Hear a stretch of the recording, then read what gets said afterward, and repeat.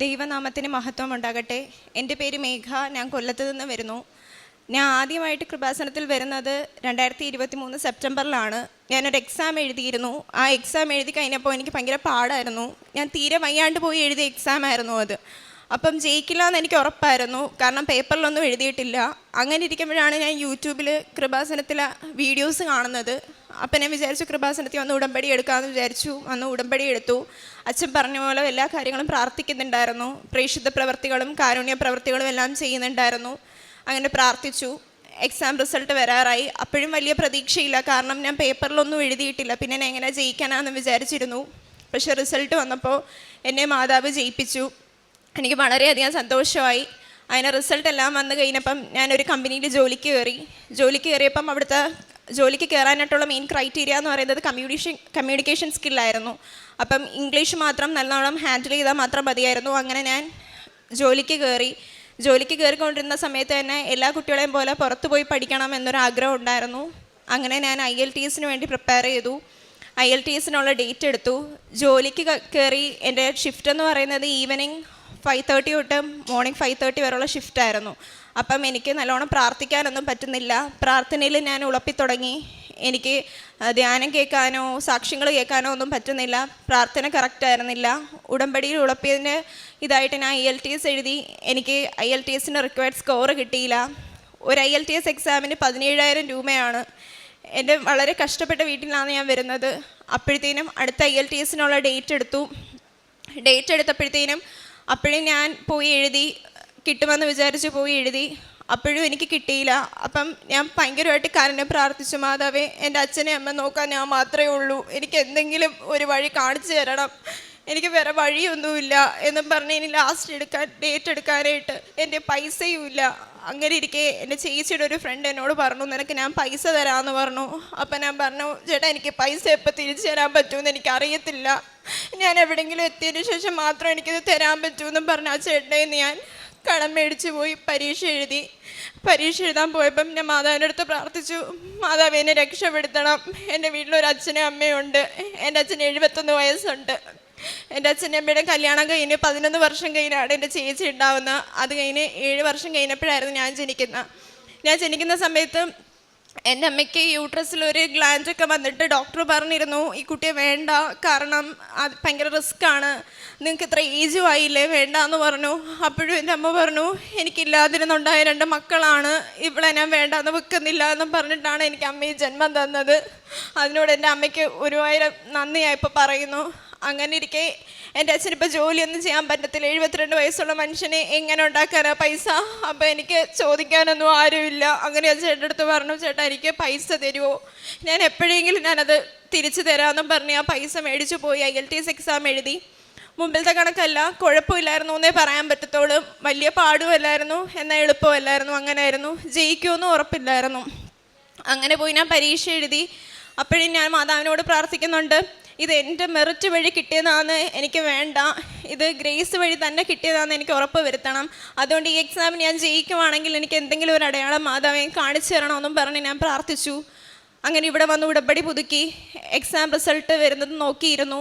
സാധാരണ രീതിയിൽ exam result വരുന്നത് 15 ദിവസം കഴിഞ്ഞിട്ടാണ്. അപ്പോൾ 15ാമത്തെ ദിവസം റിസൾട്ട് വരുമെന്ന് പറഞ്ഞിരിക്കെ ഒരു ദിവസം രാവിലെ ഞാൻ പ്രാർത്ഥിക്കാൻ വേണ്ടി എഴുന്നേറ്റപ്പോൾ ഒരു നോട്ടിഫിക്കേഷൻ കിടക്കുന്നു. അപ്പം ഞാൻ നോക്കിയപ്പോൾ റിസൾട്ടിൻ്റെയാണ്. അപ്പം ഞാൻ വിചാരിക്കുന്നു 15 ദിവസം കഴിഞ്ഞല്ലേ റിസൾട്ട് വരുള്ളൂ, അപ്പം പിന്നെ അതായിരിക്കത്തില്ലെന്നും പറഞ്ഞ് ഞാൻ നോക്കിയില്ല. കുറച്ച് കഴിഞ്ഞ് സാക്ഷ്യങ്ങൾ കേട്ടുകൊണ്ടിരിക്കുന്ന സമയത്ത് വീണ്ടും എൻ്റെ മനസ്സിൽ നിന്ന് ആരോ പറയുന്നു, നീ ഒന്നും കൂടി എടുത്ത് നോക്ക്, ചിലപ്പോൾ നിൻ്റെ റിസൾട്ട് ആയിരിക്കുമെങ്കിലോ എന്നും പറഞ്ഞ് ഞാൻ എടുത്ത് നോക്കിയപ്പോൾ എൻ്റെ റിസൾട്ട് വന്നു. ഞാൻ വിചാരിച്ചതിനേക്കാളും നല്ലൊരു സ്കോർ കിട്ടി. അങ്ങനെ IELTS പാസ്സായി. എന്നിട്ടും എൻ്റെ പ്രശ്നങ്ങൾ തീർന്നില്ല. ഞാൻ ലോണിൽ അപ്ലൈ ചെയ്യാൻ തുടങ്ങി. അങ്ങനെ ഇരിക്കെ അച്ഛന് ഒരു 2 മാസത്തെ വർക്കിനായിട്ട് ഖത്തറിലോട്ട് തിരിച്ചു പോകാനായിട്ട് ഒരു സാഹചര്യം കിട്ടി. അങ്ങനെ അച്ഛൻ ഖത്തറിലോട്ട് തിരിച്ചു പോകുമായിരുന്നു. അപ്പോൾ ആ ഒരു സമയത്ത് ലോണിന് മുമ്പ് എല്ലാ പ്രോസസ്സിങ്ങും കാര്യങ്ങളും എല്ലാം ചെയ്യണമായിരുന്നു. അപ്പം പ്രോപ്പർട്ടിയുടെ പവർ ഓഫ് അറ്റോർണി എല്ലാം അമ്മയുടെ പേരിലാക്കണം. കാരണം ലോണിൻ്റെ സമയത്ത് അച്ഛൻ എന്തായാലും ഇവിടെ കാണത്തില്ല, അച്ഛന് വരാനും പറ്റില്ല. അപ്പം അതിന് മുമ്പേ പേപ്പർ വർക്ക്സ് എല്ലാം ചെയ്യണമായിരുന്നു. അങ്ങനെ ഏത് പ്ലോട്ടാണോ വെക്കേണ്ടത് ആ പ്ലോട്ടിൻ്റെ പേപ്പറിൻ്റെ പവർ ഓഫ് അറ്റോർണി എല്ലാം അമ്മയുടെ പേരിലാക്കി അച്ഛൻ കയറിപ്പോയി. അച്ഛൻ പോയിട്ട് അച്ഛൻ ഉടനെ വരാൻ പറ്റത്തില്ല, 2 മാസം അവിടെ കോൺട്രാക്റ്റ് പണിയാണ്. അപ്പം അച്ഛന് തിരിച്ച് എന്തെങ്കിലും ഒരു ആവശ്യം ഉണ്ടെങ്കിൽ വരാൻ പറ്റില്ല. അങ്ങനെ എല്ലാ കാര്യങ്ങളും ഇതാക്കി അച്ഛൻ പോയി. അങ്ങനെ ലോണിൻ്റെ ആപ്ലിക്കേഷൻസ് കൊണ്ട് സബ്മിറ്റ് ചെയ്ത് വീട്ടിൽ വന്നപ്പോഴത്തേനും എൻജിനീയറും ബാങ്ക് മാനേജറും കൂടെ വന്നു, വീടെല്ലാം നോക്കി. അവർ ഓക്കെ പറഞ്ഞ് കുഴപ്പമില്ല ലോൺ സാങ്ഷൻ ആക്കാമെന്നും പറഞ്ഞ് പോയി.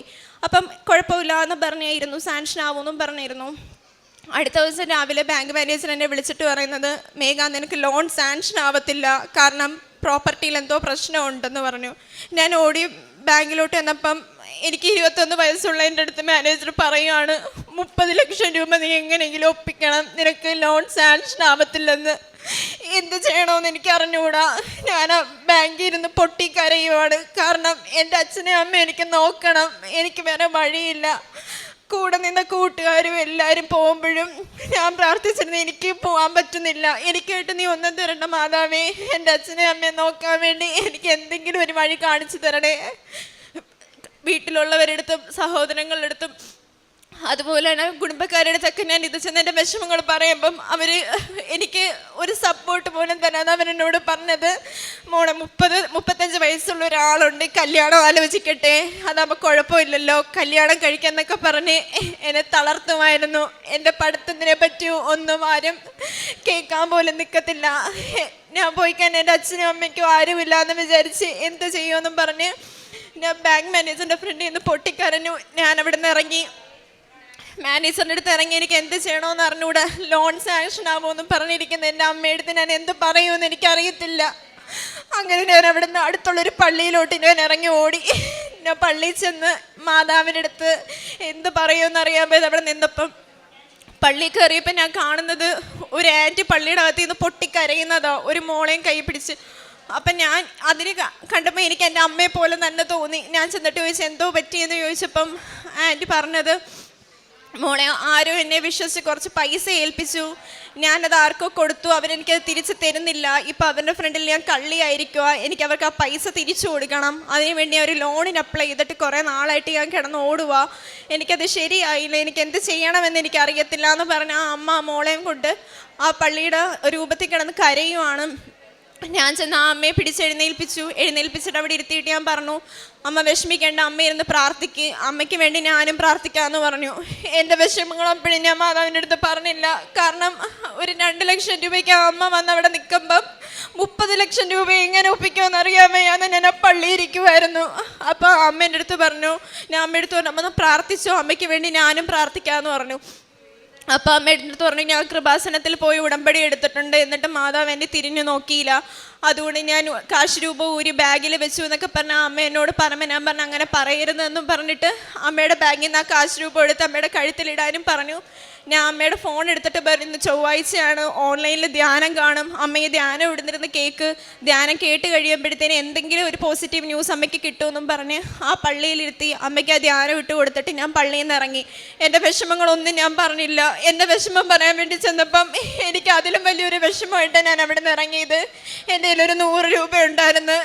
ഇറങ്ങാൻ നേരത്തെ ഒരു ആൻറ്റി വന്ന് എന്നോട് പറഞ്ഞു, മോളെ ഞാനിന്നൊന്നും കഴിച്ചില്ല, എനിക്ക് എന്തെങ്കിലും വാങ്ങിച്ചു തരുമെന്ന് വെച്ചപ്പം എൻ്റെ കയ്യിലിരുന്ന 100 രൂപ ഞാൻ ആൻറ്റിക്ക് കൊടുത്തിട്ട് ആ പള്ളിയിൽ നിന്ന് ഇറങ്ങി. വീട്ടിൽ വന്നിരിക്കുന്ന എൻ്റെ അമ്മയുടെ അടുത്ത് എന്ത് പറയണമെന്ന് എനിക്കറിയത്തില്ല. ഞാൻ അങ്ങനെ വീട്ടിൽ വന്നിരുന്ന് മാതാവിൻ്റെ രൂപത്തിൻ്റെ ഫ്രണ്ടിൽ ഇരുന്ന് കരഞ്ഞ് പ്രാർത്ഥിക്കും, മാതാവ് എൻ്റെ കാര്യം പോട്ടെ, എനിക്ക് കുഴപ്പമില്ല. പക്ഷെ പള്ളിയിൽ നിന്ന് ഒരു അമ്മയ്ക്ക് ഒരു വാക്ക് കൊടുത്തിട്ടുണ്ട്, ആ ധ്യാനം തീരുമ്പോഴത്തേനും എന്തെങ്കിലും ഒരു കാര്യം, എന്തെങ്കിലും ഒരു പോസിറ്റീവ് ന്യൂസ് കിട്ടുമെന്നൊരു വാക്ക് കൊടുത്തിട്ടുണ്ട്. മാതാവിനെ നാണം കെടുത്തല്ലേ, ആ അമ്മയ്ക്ക് വേണ്ട എന്താണെന്ന് വെച്ചാൽ ചെയ്ത് കൊടുക്കണേന്നും പറഞ്ഞ് ഞാൻ മുട്ടിപ്പായി നിന്ന് പ്രാർത്ഥിച്ചു. പിറ്റേ ദിവസമായിട്ടും എന്നിട്ട് ഞാൻ നമ്പർ കൊടുത്തായിരുന്നു അമ്മയ്ക്ക്, എന്തെങ്കിലും ഒരു ന്യൂസ് കിട്ടുവാണെന്നുണ്ടെങ്കിൽ എന്നെ അമ്മ ഉറപ്പായിട്ടും വിളിക്കണം എന്നും പറഞ്ഞ് എൻ്റെ നമ്പർ കൊടുത്തിട്ടാണ് ഞാൻ പള്ളിയിൽ നിന്ന് ഇറങ്ങിയത്. എന്നിട്ട് വിളിയൊന്നും വന്നില്ല. ഞാൻ അങ്ങോട്ട് വിളിക്കാൻ എൻ്റെ നമ്പറില്ല, എൻ്റെ നമ്പറാണ് ഞാൻ കൊടുത്തേക്കുന്നത്. അങ്ങനെ വീട്ടിൽ വന്ന് ഞാൻ എൻ്റെ കാര്യങ്ങൾ ഇനി എന്ത് ചെയ്യുമെന്നും പറഞ്ഞ് കരയുമായിരുന്നു. അങ്ങനെ കരഞ്ഞോണ്ടിരിക്കുമ്പോഴത്തേനും പിറ്റേ ദിവസം രാവിലെ ഞാൻ അമ്മേനോട് ഇങ്ങനെ പറയുണ്ടായി, അമ്മ ഇങ്ങനെ സാങ്ഷൻ ആവത്തില്ല എന്ന് പറഞ്ഞു, ഇനി ഇതിപ്പോൾ ഒന്ന് നോക്കണ്ട, നമുക്ക് വേറെ എന്തെങ്കിലും ചെയ്യാമെന്നും പറഞ്ഞ് അമ്മയും വിഷമിച്ചിരിക്കുമായിരുന്നു. 2 ദിവസം കഴിഞ്ഞു. ഒരു ദിവസം ഞാൻ രാവിലെ എണീക്കാൻ നേരത്തെ എൻ്റെ അമ്മ ഇങ്ങനെ ഇരിക്കുകയാണ്, എന്തോ വേണമെന്ന് അറിയില്ല. കാരണം ഒരു പ്രോപ്പർട്ടി വെച്ചേക്കുന്നത് അതിനകത്ത് സാങ്ഷൻ ആവത്തില്ല. ഇനി വേറൊരു പ്രോപ്പർട്ടിയും കൂടെ വെക്കണമെന്നുണ്ടെങ്കിൽ അത് അച്ഛൻ്റെയും അമ്മയുടെയും പേരിലാണ് ആ പ്രോപ്പർട്ടി. അപ്പം അതിനെന്തായാലും അച്ഛൻ നാട്ടിൽ വന്നേ പറ്റൂ, വീണ്ടും പ്രോസസ്സിങ് ഒന്നും കൂടെ തുടങ്ങണം. അപ്പോൾ ഒരു കാര്യം കൊണ്ടൊന്നും ചെയ്യാൻ പറ്റത്തില്ല, അച്ഛൻ്റെ സൈനും കാര്യങ്ങളൊക്കെ വേണം, അച്ഛന് നാട്ടിൽ വരാൻ പറ്റത്തില്ല. രണ്ടുപേരും ഉണ്ടെങ്കിലേ ലോണും സാങ്ഷൻ ആവത്തുള്ളൂ. അപ്പോൾ എന്ത് ചെയ്യണമെന്ന് അറിയത്തില്ല. മാനേജറിൻ്റെ അടുത്തും അഡ്വക്കേറ്റിൻ്റെ അടുത്തും കൊണ്ടു ചെന്നപ്പോൾ പറഞ്ഞു, ഇത് രണ്ടുപേരുടെ പേരിലാണ്, ഇതൊന്നും നടക്കില്ല, ലോൺ സാങ്ഷൻ ആവത്തില്ല എന്ന് തന്നെ പറഞ്ഞു.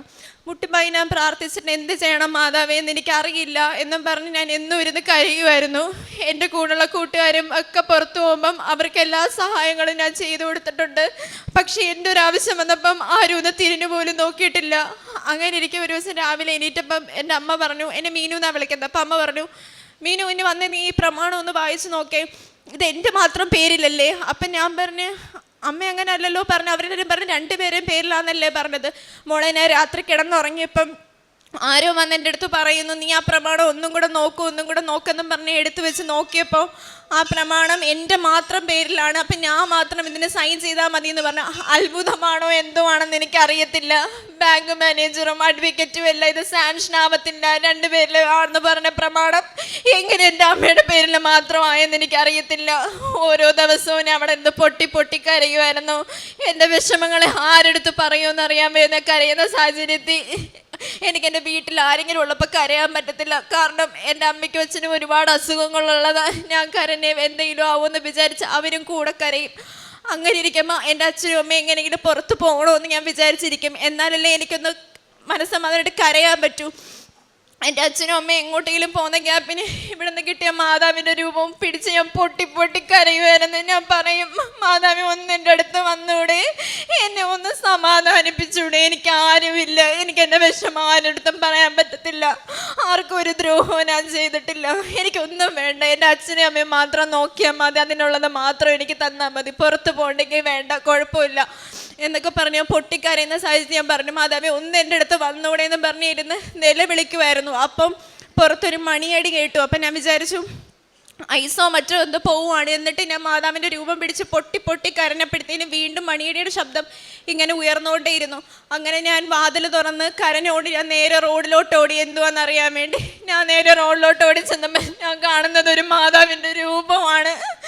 ഞങ്ങളുടെ വീടിൻ്റെ അടുത്തുള്ളൊരു പള്ളിയിൽ പെരുന്നാൾ സംബന്ധിച്ച് പ്രദക്ഷിണത്തിനായി ഒരു മാതാവിൻ്റെ രൂപം എല്ലാ വീടുകളിലും കൊണ്ട് വെക്കുമായിരുന്നു. ഞാൻ ചെന്ന് നോക്കിയപ്പോൾ ആ രൂപം കണ്ടപ്പം എനിക്ക് എന്ത് പറയണമെന്ന് അറിഞ്ഞുകൂടെ. ഞാൻ പറയുണ്ടായി, മാതാവേ ഒന്ന് എൻ്റെ അടുത്ത് വരണേ എന്ന് പറഞ്ഞപ്പോൾ എന്നെ കാണാൻ വേണ്ടി വന്ന അടക്കം എനിക്കത് ഫീൽ ചെയ്തത്.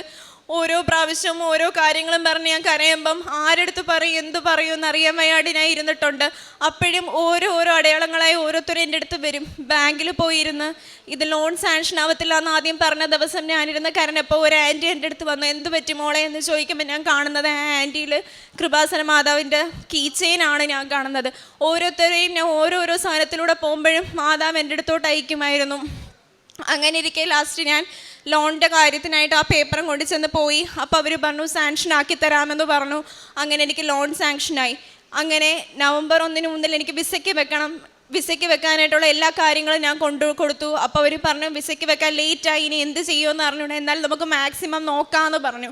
അപ്പം പറഞ്ഞു, മാതാവേ എന്നെ കൈവിടല്ലേ, എനിക്ക് എന്തെങ്കിലും ഒരു വഴി ഒരുക്കി തരണേ, എനിക്ക് വിസ കിട്ടണം, കാരണം എൻ്റെ വീട്ടിലെ പ്രശ്നങ്ങൾ അറിയാം, എൻ്റെ അച്ഛൻ ഇനി ജോലിക്ക് പോകാൻ പറ്റത്തില്ല, 71 വയസ്സ് കഴിഞ്ഞ് ഇനി എന്ത് ചെയ്യുമെന്ന് എനിക്കറിയത്തില്ല, എനിക്കും എൻ്റെ അച്ഛനെയും അമ്മയും നോക്കണം, എന്തെങ്കിലും ഒരു വഴി കാണിച്ചു തന്നേ പറ്റൂന്നും പറഞ്ഞ് ഞാൻ കിടന്ന് കരഞ്ഞു. മാതാവിൻ്റെ അടുത്ത് പ്രാർത്ഥിച്ചു. എല്ലാം കഴിഞ്ഞപ്പോൾ അവസാനം എനിക്ക് നവംബർ 1 മുമ്പേ എൻ്റെ കാനഡയും വിസ കിട്ടി എന്നുള്ള നോട്ടിഫിക്കേഷൻ വന്നു. അങ്ങനെ ഈ വരുന്ന വ്യാഴാഴ്ച ഞാൻ കാനഡയിലോട്ട് പോവുകയാണ്. എൻ്റെ എല്ലാ പ്രശ്നങ്ങളും എനിക്ക് എൻ്റെ മാതാവ് മാറ്റിത്തന്നു. ആരും തിരിഞ്ഞു നോക്കാതിരുന്ന സമയത്തും എല്ലാവരും നിനക്ക് പോകാൻ പറ്റത്തില്ല, നിനക്ക് കല്യാണം കഴിച്ച് പൊക്കൂടെ എന്ന് പറഞ്ഞ് എന്നെ പുറന്തള്ളിയപ്പോഴും ഒക്കെ എനിക്ക് മാതാവ് മാത്രമേ ഉണ്ടായിരുന്നുള്ളൂ.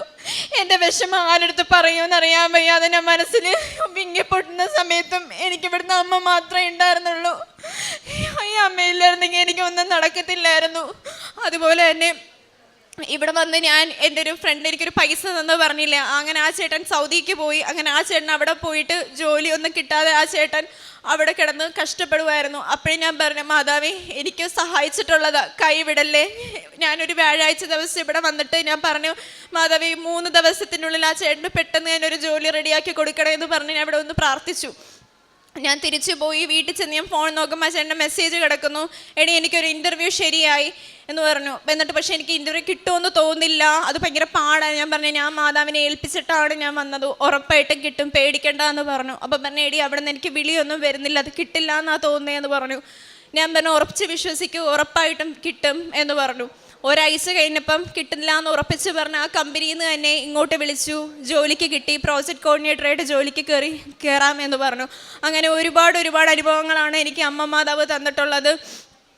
അതുപോലെ തന്നെ എൻ്റെ ഒരുപാട് ഫ്രണ്ട്സിനെയും ഒരുപാട് ആൾക്കാരെന്നെ ഇവിടെ കൊണ്ടുവന്ന് ഉടമ്പടി എടുപ്പിച്ചിട്ടുണ്ട്.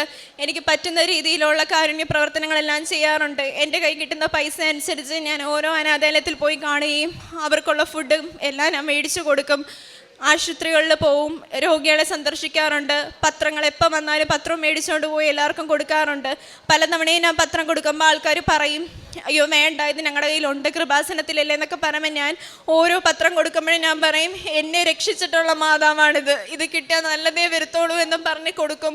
പലരും കളിയാക്കിയിട്ടുണ്ട്. അപ്പോഴും ഞാൻ പത്രങ്ങൾ പറഞ്ഞ് വാങ്ങണ്ട, എൻ്റെ കയ്യിൽ ഒരെണ്ണം ഉണ്ട് എന്ന് പറയുന്നവരടുത്തും ഇന്നാ പിടിച്ചോ എന്നും പറഞ്ഞ് എൻ്റെ അനുഭവങ്ങളെല്ലാം പറഞ്ഞിട്ടാണ് ഞാൻ കൊടുക്കുന്നത്. ഇന്ന് ഞാൻ സാക്ഷ്യം പറയാൻ ഇങ്ങോട്ട് വരുന്നത്, എനിക്ക് ഒട്ടും വയ്യ. ഞാൻ 2 ദിവസമായിട്ട് ഡ്രിപ്പിട്ട് ഞാൻ കിടക്കുമായിരുന്നു, എനിക്ക് തീരെ വയ്യ. അങ്ങനെ ഞാൻ ബസ്സിൽ ഇരുന്നപ്പോൾ ഞാൻ വിചാരിച്ച മാതാവേ എന്നെ ഇവിടെ എങ്ങനെയെങ്കിലും എത്തിക്കണേ, എനിക്ക് തീരെ വയ്യ, എനിക്കിവിടെ വന്ന് സാക്ഷ്യം പറയാനേ പറ്റൂ എന്ന് പറയുമ്പോഴും എനിക്കറിയത്തില്ലായിരുന്നു ഇവിടെ വരുമോ ഇല്ലേ എന്ന്. ഓരോ സ്റ്റോപ്പിലും ഞാൻ ഇറങ്ങി, ഞാൻ ഛർദ്ദിച്ച് ഞാൻ ഇന്ന് ഇവിടം വരെ വന്നത്, എനിക്ക് തീരെ വയ്യായിരുന്നു. അങ്ങനെ ഒരു സ്ഥലത്ത് നിർത്തിയപ്പോൾ ഒരു ഹോട്ടലിൽ കയറി അവിടുത്തെ വാഷ്റൂമിൽ ഞാനിങ്ങനെ വൊമിറ്റ് ചെയ്ത് ഇങ്ങനെ നിന്നപ്പം ആ വാഷ്റൂമിൻ്റെ ഹോളിലും ആ വോളിൻ്റെ ഇടയ്ക്കായിട്ട് ഒരു ഗ്യാപ്പ് ഉണ്ടായിരുന്നു. ഞാൻ ആ ഗ്യാപ്പിൽ കൂടെ നോക്കുമ്പോൾ ഞാൻ കാണുന്നത് ഈ കൃപാസനത്തിൽ അമ്മയുടെ കാശുരൂപമായിരുന്നു. ഞാൻ നോക്കിയത് എന്ത് കാശുരൂപം തന്നെയാണെന്ന് ചോദിച്ചപ്പോൾ അതൊരു കാശുരൂപം. പുറത്തിറങ്ങിയപ്പോൾ ഒരു ചേച്ചിയുടെ കഴുത്തിൽ കിടക്കുന്ന കാശുരൂപമായിരുന്നു ഞാൻ ആ ഹോളിലൂടെ ഇങ്ങനെ കണ്ടുകൊണ്ടിരുന്നത്. എനിക്ക് ആരും ഇല്ലാതിരുന്ന സമയത്ത് എൻ്റെ മാതാവ് മാത്രമേ ഉണ്ടായിരുന്നുള്ളൂ.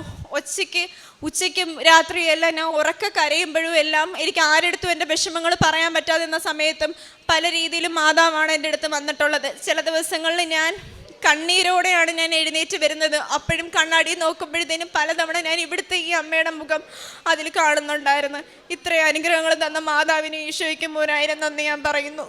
ഹബക്കുക്ക് പ്രവാചകൻ്റെ പുസ്തകം 3-ാം അധ്യായം 17-ാം തിരുവചനം അരുളി ചെയ്യുന്നു, അത്തിമരങ്ങൾ പൂക്കുന്നില്ലെങ്കിലും മുന്തിരിയിൽ കായ്കളില്ലാതായാലും ഒലിവ് മരത്തിൽ കായ്കളില്ലാതായാലും വയലുകളിൽ ധാന്യം വിളയുന്നില്ലെങ്കിലും ആട്ടിൻകൂട്ടം ആലയിൽ അറ്റുപോയാലും കന്നുകാലികൾ തൊഴുത്തിലില്ലാതായാലും ഞാൻ കർത്താവിൽ ആനന്ദിക്കും.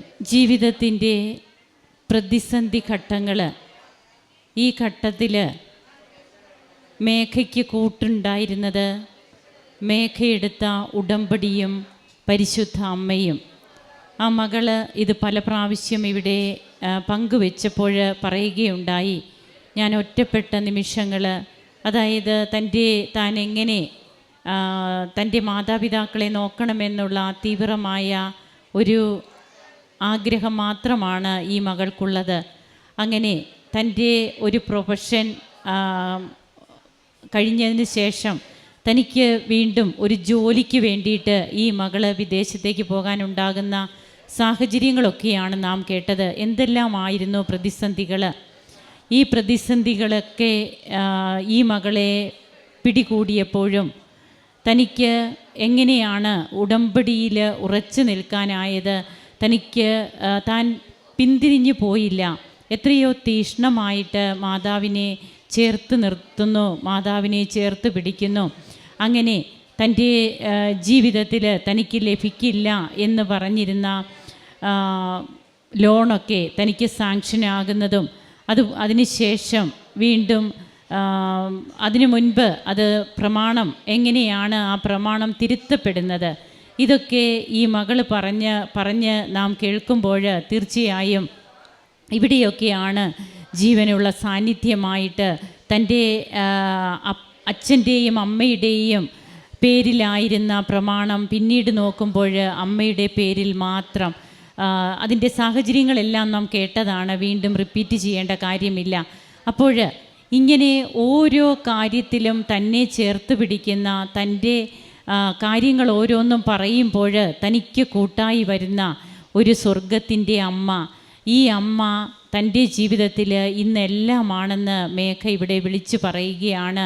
തനിക്ക് വേറെ ആരുമില്ല, തൻ്റെ ജീവിതത്തിൽ തനിക്ക് ജോലിയല്ല വേണ്ടത്, തന്നെ തൻ്റെ വിവാഹം ചെയ്യിപ്പിക്കാനായിട്ട് വരെയും തനിക്ക് വേണ്ടിയിട്ട് അതിനുള്ള ആലോചനകൾ നടക്കുമ്പോഴും ഈ മകള് തൻ്റെ ജീവിതത്തിൽ താൻ അനുഭവിക്കുന്ന വ്യഥകൾ അതെല്ലാം പങ്കുവയ്ക്കുവാൻ തനിക്കുണ്ടായിരുന്ന സ്വർഗീയ അമ്മയെ കൂടെ നിർത്തുന്നു, ചേർത്ത് നിർത്തുന്നു. അമ്മ പിന്നെ എങ്ങനെ ഈ മകളെ കൈവിടും? അതുകൊണ്ടാണ് തിരുവചനത്തിൽ നാം കേട്ടത്, ഒന്നുമില്ല, അത്തിവൃക്ഷത്തിൽ അത് പൂക്കുന്നില്ല, മുന്തിരിയിൽ കായ്കളില്ല, ഒലിവ് ഫലം തരുന്നില്ല, ആലയിൽ ആട്ടിൻകൂട്ടങ്ങളില്ല, ഇതൊന്നുമില്ല, എന്നാലും ഞാൻ കർത്താവിൽ ആനന്ദിക്കുന്നു. ഇത് തന്നെയല്ലേ ഈ മകളുടെ സാക്ഷ്യത്തിൽ നമുക്ക് കേൾക്കുവാൻ കഴിയുക. അങ്ങനെ ബഹുമാനപ്പെട്ട VP ജോസഫ് അച്ഛൻ്റെ ഉടമ്പടി ധ്യാനങ്ങൾ, സാക്ഷ്യങ്ങൾ, ഇതൊക്കെ ഈ മകളെ എങ്ങനെ പിടിച്ചു നിർത്തി താൻ ഉടനെ തന്നെ വിദേശത്തേക്ക് പോവുകയാണ്. എല്ലാ കാര്യങ്ങളും റെഡിയായിട്ട് വന്ന് നിന്ന് ഇന്ന് ഈ മകൾ ഇവിടെ സാക്ഷ്യം പറയുമ്പോൾ തീർച്ചയായും തൻ്റെ ജീവിതത്തിൽ താൻ അനുഭവിച്ച ആ സത്യദൈവത്തെ ഈ മകൾ മറ്റുള്ളവർക്ക് പകർന്നു കൊടുക്കുന്നുണ്ട്. താൻ മൂലം ഇവിടെ പലരും വന്നു ഉടമ്പടി എടുത്തു പോയി. താൻ മറ്റുള്ളവർക്ക് വേണ്ടി പ്രാർത്ഥിച്ചപ്പോൾ അതൊക്കെ സഫലീകൃതമായതെങ്ങനെ? ഇങ്ങനെ ഒരു പിടി കാര്യങ്ങളാണ് ഈ മകൾ പറയുക. യേശു ക്രിസ്തു എല്ലാമാണ്, എല്ലാവരിലുമാണ്, ആർക്കും വേണ്ടി റിസർവ് ചെയ്തു വെച്ച ഒരു ദൈവമല്ല. ഇതാണ് ഇന്ന് കൃപാസനത്തിൽ സാക്ഷ്യം പറയുമ്പോൾ ഓരോ സാക്ഷ്യത്തിലൂടെയും നമുക്ക് അനുഭവവേദ്യമാകുക. ഇന്ന് തൻ്റെ ജീവിതത്തിൽ ഓരോ നിമിഷവും എങ്ങനെ ഉടമ്പടി അനുഭവങ്ങൾ ഈ മകൾക്കുണ്ടായി, പച്ചയായ യാഥാർത്ഥ്യങ്ങൾ, അത് ദൈവം തൻ്റെ ജീവിതത്തിൽ ഇറങ്ങി വരുന്നതായിട്ട് തന്നെ ഈ മകൾ അങ്ങനെ ഓരോ നിമിഷങ്ങളെയും മാറ്റുകയാണ്. പരിശുദ്ധ അമ്മയുടെ സാന്നിധ്യമൊക്കെ തനിക്ക് അനുഭവപ്പെട്ട നിമിഷങ്ങൾക്ക് ഈ മകൾ എല്ലാറ്റിനും കൃതജ്ഞതയോടെ നന്ദി പറയുമ്പോൾ നമുക്കും കരങ്ങളടിച്ച് ദൈവത്തെ ആരാധിക്കാം, മഹത്വപ്പെടുത്താം. ഈശോയ്ക്കും അമ്മയ്ക്കും നന്ദി പറയാം. അത്യപൂർവ ദൈവാനുഭവങ്ങൾ ഇനി നിങ്ങൾക്കും സ്വന്തം.